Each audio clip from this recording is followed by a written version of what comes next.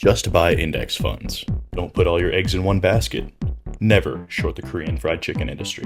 Chances are you've heard advice like this at some point in your investing career. Well, I'm here to explain why the old methods of investing are getting more and more dangerous in the modern age. So what exactly is an index fund? Put simply, an index fund is a type of ETF or mutual fund designed to track the performance of a specific basket of securities. Indexes like the S&P 500, Russell 1000, or the Dow Jones Industrial Average seek to mirror the broader US market and economy. The S&P 500, for example, includes 500 of the largest publicly traded companies in the US.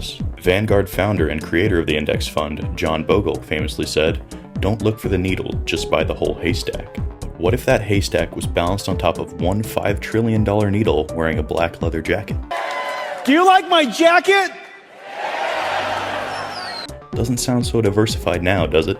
At the time of writing this script, Nvidia alone makes up almost 8% of the weight of the entire S&P 500, and the so-called Magnificent Seven accounts for almost 37% of that index.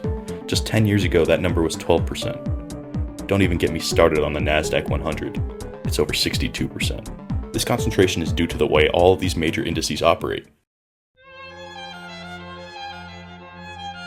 Market cap weighted index funds represent companies in direct proportion to their total market value. This can create a vicious cycle of concentration, where a large stock's price rising causes its market cap to grow and every index fund tracking it is forced to buy more. And here lies the self-fulfilling prophecy, where money flowing into the index gets directed into these already best performing stocks regardless of their true fundamental value. Let's take the technology sector as an example. The IT sector specifically contributes about 5.5 to 6% of the total US GDP, and at the same time the IT sector represents about 28 to 35% of the S&P 500 index. So in essence, when you buy into an index fund like these, what you're actually doing is buying into an increasingly concentrated AI baby-killing robot fund disguised as the entire US market. So why does all this matter? Two words: concentration risk. Concentration risk means that the fund's performance is dominated by a few names. If one or two of these heavily weighted stocks fall, the entire index fund takes a disproportionately large hit.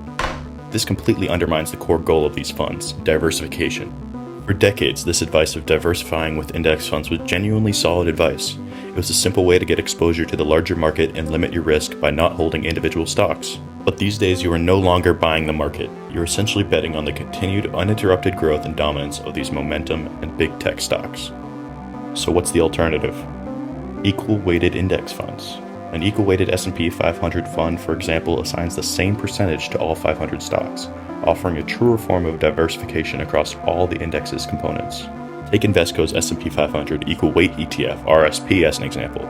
This is one of the most well-known equal-weighted funds. It holds all the stocks in the S&P 500 index, but instead of weighting them by market cap, each company is given the same percentage of the pie. As you can see, there's more than one option when it comes to diversification.